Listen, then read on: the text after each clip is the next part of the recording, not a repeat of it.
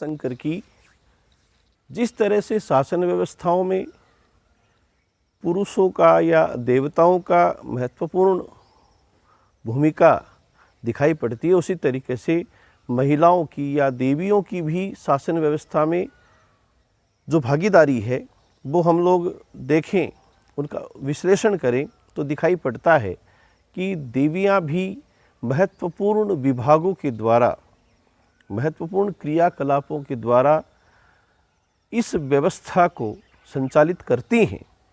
आज सर्वप्रथम हम लेंगे भगवती लक्ष्मी। भगवती लक्ष्मी है वो वैसे भी हम लोग उन्हें धन संपदा, ऐश्वर्य की, सौभाग्य की पर्यायता मानते हैं और शासन व्यवस्था में उन्हें वित्त विभाग जो है वो प्राप्त है।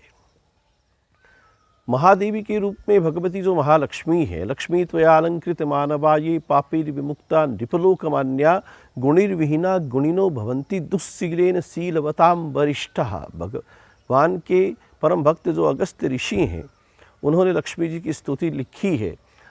लक्ष्मीर्भूषयते रूपम लक्ष्मीर्भूषयते कुलम लक्ष्मीर्भूषयते विद्याम सर्वा लक्ष्मी विशिष्यते। हर जगह लक्ष्मी की प्रधानता है। आज का युग आर्थिक युग है और इसमें हम देखें तो वित्त की, और वित्त को किस तरीके से लाना है और किस तरीके से उसका व्यय करना है, ये जो नियोजनता है, ये जो मैनेजमेंट है, ये जीवन में अगर हम अच्छी तरीके से समझ पाएँ तो निसंदेह एक आर्थिक लाभ का जो जीवन है वो हम लोग जी सकते हैं। भगवती लक्ष्मी हमें यही संदेश देती हैं कि भगवान के द्वारा प्रदत्त जो आर्थिक स्रोत हैं उनको हम सत्कर्मों के माध्यम से अपने जीवन में प्रारब्ध रूपी जो लाभ है उनमें हम प्राप्त करें और उन सत्कर्मों के माध्यम से जो भी धन, ऐश्वर्य, संपदा हमें प्राप्त होती है उसका हम भली भांति व्यय, विनियोजन और उसका उपभोग करें। भगवती लक्ष्मी के हाथ में पूरा वित्त विभाग है वो रहता है। वित्त विभाग के संचालन और सृष्टि की समृद्धि के लिए कौन कौन सी चीज़ें महत्वपूर्ण हैं, ये सब भगवती महालक्ष्मी अपने स्वरूप में छिपाए हुए हमें संदेश देती हैं। जैसे कि उनका कमल नाल का आसन, और यह संकेत बताता है कि कमल नाल है वो, उसका आधार है वो धरती है, और धरती में छिपे हुए जो बीज है, खनिज संपदा है, धरा में एक से एक रत्न जो है वो छिपे हुए हैं। उस बीज के द्वारा तेल है, वनस्पति है, औषधि है, राष्ट्र की जो महती संपदाएं हैं वो धरातल में छुपी हुई हैं। उन माध्यमों के द्वारा, उन साधनों के द्वारा, उन उद्यमों के द्वारा, उन उद्योगों के द्वारा हम वित्त को बनाएं। वित्तीय व्यवस्थाओं में इन सभी साधनों का हम सदुपयोग करें, और चाहे कृषि का क्षेत्र हो, चाहे जल का क्षेत्र हो, चाहे खनिज संपदा का क्षेत्र हो, चाहे पहाड़ों के द्वारा जो हमें प्राप्त होता है पत्थर, रेती आदि जो है वो हो, चाहे प्राकृतिक संसाधन तेल आदि जो है वो हो, ये सब है, इनके माध्यम से हमें वित्त की प्राप्ति होती है। और उस वित्तीय व्यवस्था के द्वारा भगवती लक्ष्मी अपने नाल कमल के द्वारा हमें ये संदेश देती है कि जीवन में पृथ्वी का, उस नाल कमल का बहुत बड़ा महत्व है, और उसके द्वारा ही कर्म पुरुषार्थी बनकर मनुष्य वो वित्त को प्राप्त कर सकता है, आर्थिक उन्नति कर सकता है। भगवती लक्ष्मी हमें ये संदेश देती है उस कमल नाल के माध्यम से कि पृथ्वी जो है वो गो स्वरूपा है, और गो का दोहन होता है। 4 थनों में 2 थन ही ऐसे होते हैं गाय के जिनका दोहन किया जाता है, जिनसे दूध हम प्राप्त करते हैं, उसका रस जो है वो हम प्राप्त करते हैं, अमृत प्राप्त करते हैं। और यही संदेश पृथ्वी पर भी लगता है कि हम उसका दोहन करें, हनन नहीं। पर्यावरण और प्रकृति का संतुलन इस पृथ्वी पर आवश्यक है, अन्यथा जो विषम परिस्थितियां हैं वो हमें निसंदेह आर्थिक विपन्नताओं की ओर ले जाएंगी। प्राकृतिक असंरक्षण और असंतुलन जो है मनुष्य के जीवन के लिए संकट खड़ा कर देगा। और कमलनाल तो पृथ्वी के आधार स्तंभ पर टिका हुआ है। ये मैसेज करता है, भगवती लक्ष्मी यहाँ पर हमें संदेश देती हैं कि पृथ्वी का संरक्षण आवश्यक है। हम उसके जो भी रसीय तत्व हैं उनका सारभूत अंश लेने में उसका संपूर्ण हनन न करें। राष्ट्र की समृद्धि, उन्नति, वैभवता तभी हो सकती है जब पृथ्वी में छुपी हुई जो रत्नगर्भा वसुंधरा है उसके जो तत्व हैं वो बाहर आकर करके एक विकासशील व्यवस्था को स्थान देवें। भगवती लक्ष्मी के दोनों हाथों में कमल के पुष्प हैं, तो ये भी यही संदेश करते हैं कि जो वित्त मंत्री हैं या आप जो वित्तीय व्यवस्था करते हैं उसमें आप दलगत राजनीति से ऊपर उठकर सभी के कल्याणार्थ जो योजनाएं हैं वो आप बनाएंगे और सबका समान भाव से, दोनों हाथों से मुक्त भाव से आप दान उपभोग करेंगे तो निस्संदेह आपके वित्त का नाश नहीं होगा और उससे एक समृद्ध जीवन जो है वो आपको प्राप्त हो सकेगा। भगवती लक्ष्मी की एक हाथ की जो सिद्धता है या संकेतता है कि वो अभय मुद्रा रखती है। अभय मुद्रा का अर्थ है जो निम्न तबका है उसके प्रति आपका सरल भाव होना चाहिए, उन्हें उन सभी वित्त स्रोतों का ज़्यादा से ज़्यादा लाभ मिल सके। यह भगवती लक्ष्मी एक संदेश देती है शासन व्यवस्था को कि उस अभय मुद्रा के द्वारा जो वंचित हैं, उपेक्षित हैं, जिन्हें अब तक कोई संसाधन प्राप्त न हो सके हैं, जो निम्न तबके से आ रहे हैं, उनके कल्याण के लिए हमें ऐसे योजनाओं को, वित्त व्यवस्थाओं को बनाना होगा कि उनका समृद्धि जीवन प्राप्त हो सके। ये उनका अभय मुद्रा हस्त जो है यहाँ पर प्रदर्शित करता है कि प्रत्येक वर्ग विशेष कर के जो एकदम से उपेक्षित हैं, अंतिम छोर पर जो बसा हुआ है, उसकी साधन सुलभता कैसे हो सके, ये व्यवस्था एक वित्त मंत्री के लिए आवश्यक है। लक्ष्मी है वो निरपेक्ष को प्राप्त होती है, जो उनको कामना नहीं करते हैं उनको भगवान विष्णु निरपेक्ष थे, इसलिए लक्ष्मी ने उनका वर्ण किया। अन्यथा जो साधन संपन्न है उनको लक्ष्मी की या वित्तीय आर्थिक परिस्थितियों का इतना भान नहीं होता है, लेकिन जो साधन शून्य है उनके लिए उन साधनों का क्या महत्व है यह भगवती लक्ष्मी यहाँ पर प्रदर्शित करती हैं। वो अपने अभय हस्त से दान कर कर, अगर आपके पास में आर्थिक उन्नति है तो आप समाज के परोपकार की जो कार्य हैं अपने परिवार से शुरू करते हुए अपने नगर, कस्बे, अपने तहसील, जिला, प्रांत, राष्ट्र, इन सब की उन्नति के लिए आप अपने उद्यम करें, दान करें, अपने आर्थिक स्रोतों का यहाँ पर उपभोग करें। यह भगवती लक्ष्मी यहाँ पर संदेश दे रही हैं। लक्ष्मी के पार्श्व में, लक्ष्मी के आगे जो है जलकुंभ लेकर करके हस्ती खड़े रहते हैं, हाथी खड़े रहते हैं।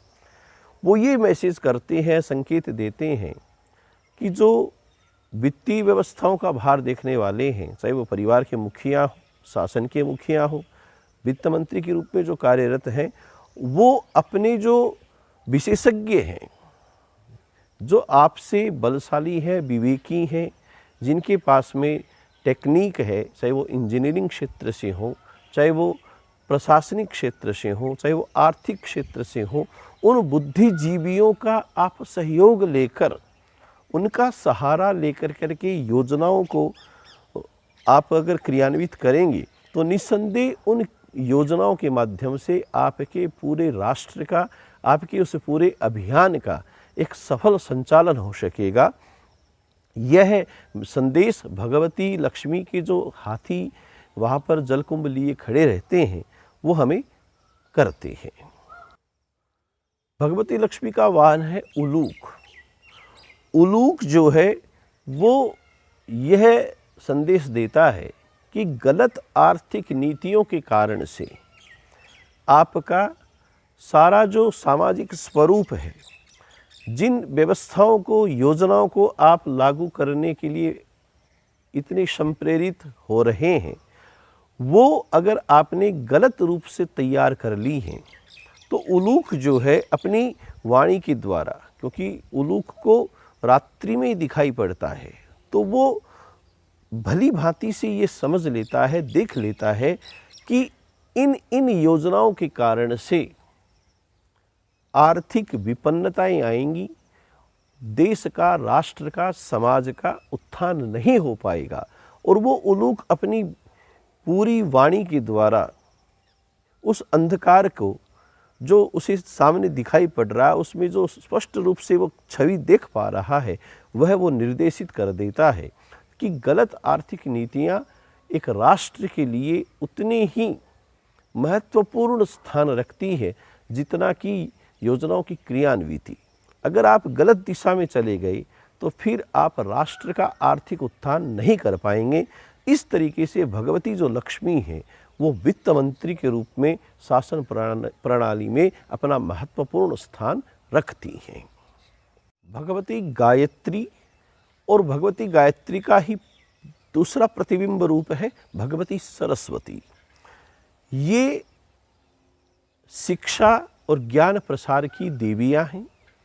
इन्हें हम शासन व्यवस्था में मानव संसाधन एवं जो शिक्षा मंत्रालय है उस विभाग का प्रभार उन्हें मिला हुआ है, ये देख सकते हैं।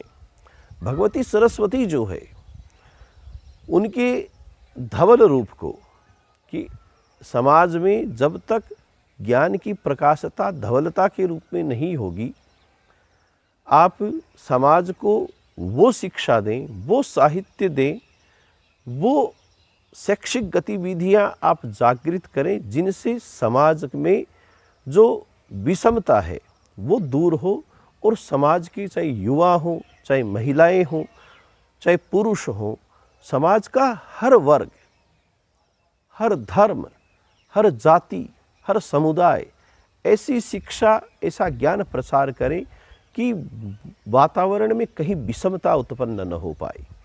सब अपने राष्ट्र धर्म को, अपने मानव धर्म को भली भांति निर्वहित कर कर अपने उस प्राप्त ज्ञान के द्वारा, उस प्राप्त शिक्षा के द्वारा समाज का, देश का, राष्ट्र का कल्याण करें। भगवती सरस्वती जो है उनके हाथ में पुस्तक हैं।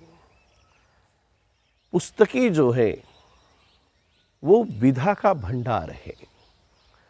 जो भी अलभ्य वस्तुएं होती हैं शिक्षा जगत की, उनमें पुस्तकें आपकी सबसे बड़ी मित्र है।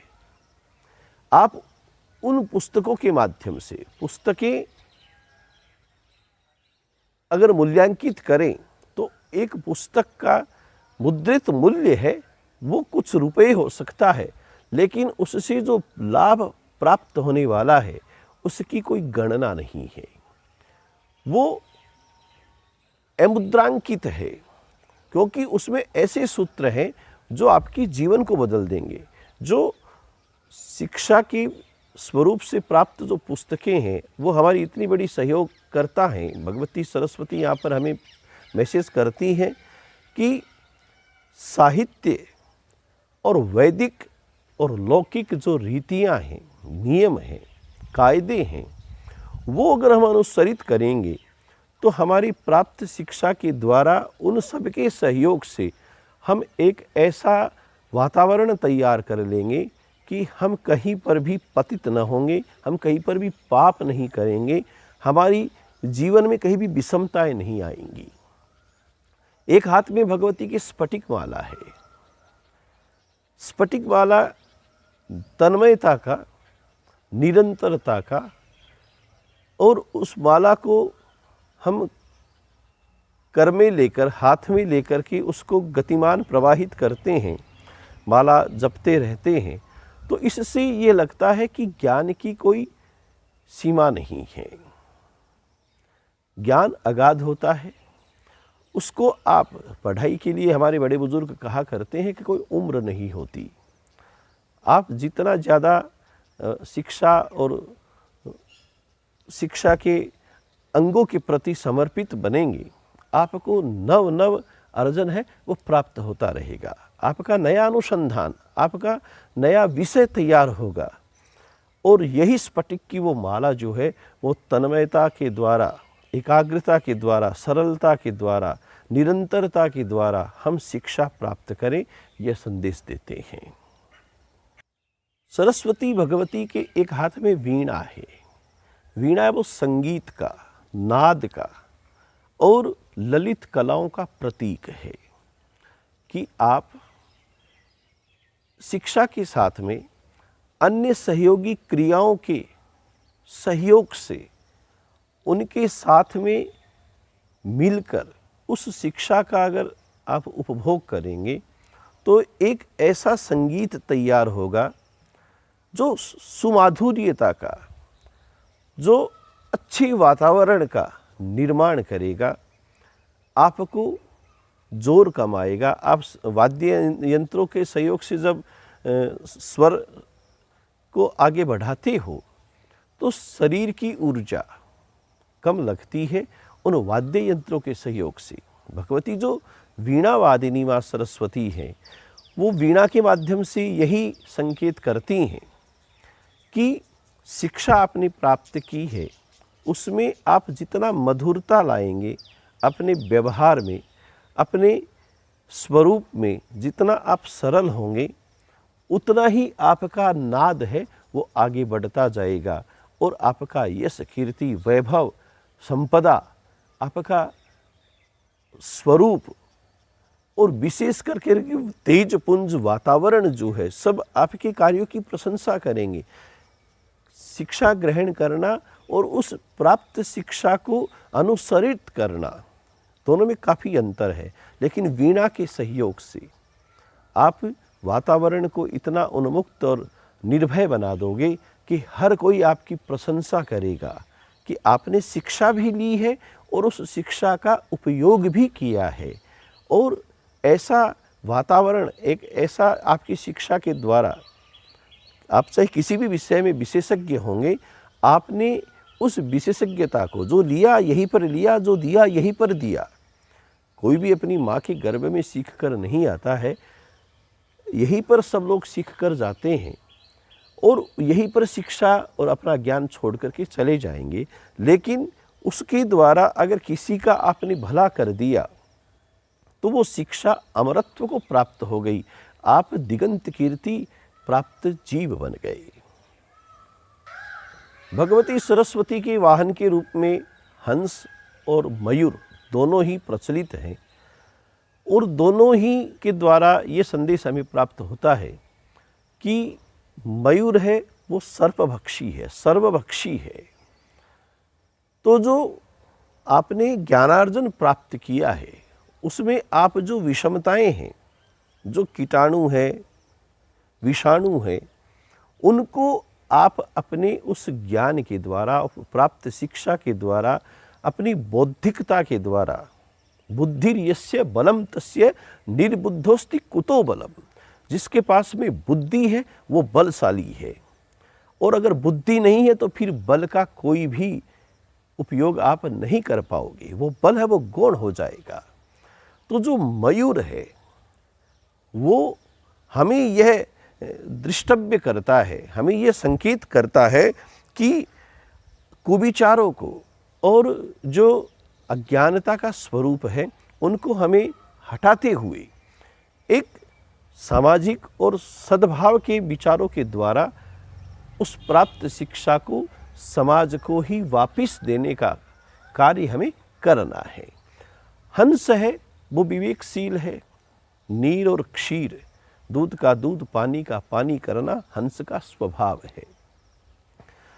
आपने शिक्षा प्राप्त की है, आप शिक्षा का प्रचार प्रसार करोगे तो उसके द्वारा वो हंस जो है वो आपको विवेकशील बनाने की प्रक्रिया का द्योतक माना गया है कि हंस हमें यह मैसेज करता है कि विद्वानी विजानाति विद्वज्जन परिश्रमम। एक विद्वान ही एक विद्वान के परिश्रम को समझ सकता है। अगर पूरा वातावरण पढ़ा लिखा होगा, शिक्षित होगा, आप ऐसे लोगों के बीच में अपने विचार प्रस्तुत करेंगे जो वास्तव में बौद्धिक हों, तो आप क्या कर रहे हो, आप क्या करना चाह रहे हो, आपके इस कल्प के द्वारा, इस कार्य के द्वारा आपका प्रयोजन क्या है, तुरंत वो बौद्धिक वर्ग समझ लेगा। और उस समझने के साथ में ही, विवेकता के साथ में, वो उस अनुसंधान को, उस विषय को ग्रहण करेगा। तो आज हंस है वो हमें विवेकशील प्रवृत्ति के द्योतक के रूप में अपना संदेश देता है। अब आता है भगवती सरस्वती का आसन। वो श्वेत आसन पर आरूढ़ है, कमल का आसन है और उस पर वो आरूढ़ है। तो जहाँ पर आप बुद्धिक बनकर के बैठे हैं, आपने शिक्षा प्राप्त की है, आपने ज्ञान प्राप्त किया है, आप बुद्धि, विवेकता, धैर्यता के गुण रूपों से संपन्न एक व्यक्तित्व हैं, तो निस्संदेह आपका जो उठने बैठने का भाव है, स्वरूप है, वातावरण है, वो भी धवल होना चाहिए। आप जब सामाजिक कार्य करते हो तो आपको दलगत राजनीति से परे रहना है, क्योंकि वो कमल जो है वो कभी भी जल से स्पर्शित नहीं होता, उससे संसर्गित होता है, लेकिन उसके माध्यम से केवल मैं अपना काम निकाल लूँ, यह कमल का एक भाव होता है, वो उसमें लिप्त नहीं होता। तो इसी तरीके से वो श्वेत कमल आसन जो है वो यह मैसेज करता है भगवती सरस्वती के माध्यम से कि आप अगर शिक्षा प्राप्त कर लिए हो तो आपको जो समाज की बुराई है उसको समाज के सामने लाने का प्रयास करना चाहिए। यह नहीं कि मैं तो इस दल से बंधा हुआ हूँ, मैं कैसे बोलूँ, मुझे मौन रहना है। नहीं, अगर आपके सामने कोई भी गलत कार्य हो रहा हो तो आपको उस आसन पर बैठकर आपने अपनी तपस्या के द्वारा, देखिए शिक्षा प्राप्त करना एक बहुत बड़ी तपस्या होती है। और इसके संदर्भ में हम देखें कि तपस्या कैसे है शिक्षा प्राप्त करना। आपने मेहनत की, तपस्या की, आपने ऊर्जा का संग्रहण किया और आप बौद्धिक बने, बहुत बड़े पद पर आप चले गए, आप आईएएस बन गए, आप आईपीएस बन गए, आप उच्च पदों पर आसीन हो गए, और वहाँ पर आप अपनी शिक्षा और योग्यता के माध्यम से पहुँचे हैं। अब आज के युग में देखिए कि जो शासन की व्यवस्था है या आम स्वरूप जैसे भ्रष्टाचार आदि जो हैं, कि बड़े अधिकारी फिर इनमें क्यों लिप्त हो जाते हैं, वो ये क्यों नहीं सोच पाते कि हम अपनी योग्यता के बल पर यहाँ पर पहुँचे हैं और जिस वातावरण के निर्माण की हम पर जिम्मेदारी थी उससे हम विमुख होकर करके उस वातावरण को और विषाक्त करने जा रहे हैं। तो वो तपस्या के साथ में एक खिलवाड़ हो जाता है, वो तपस्या भंग हो जाती है। आपको ऐसे माहौल को, ऐसे वातावरण को निर्मित करना चाहिए, क्योंकि आप श्वेत कमल आसन पर बैठे हैं, आपने वो तेजपुंज प्राप्त किया है जो आपकी योग्यता थी। इस तरीके से भगवती सरस्वती के जो उपासक हैं, जिनके पास में अपना एक अलग व्यक्तित्व होता है, अपनी एक अलग पहचान होती है, उन्हें निर्भीक भाव से अपने उस योग्यता का समाज, देश, राष्ट्र को सहयोग करना चाहिए, क्योंकि वो उनकी पूंजी है, वो उनकी धरोहर है, उनका व्यक्तित्व उस राष्ट्र से जुड़ा हुआ है और वो राष्ट्र तभी उन्नति कर सकेगा जब उसमें ऐसे सरस्वती पुत्र होंगे जो अच्छे क्षेत्रों में जाकर करके देश, राष्ट्र, विश्व का कल्याण कर सके। जय शंकर की।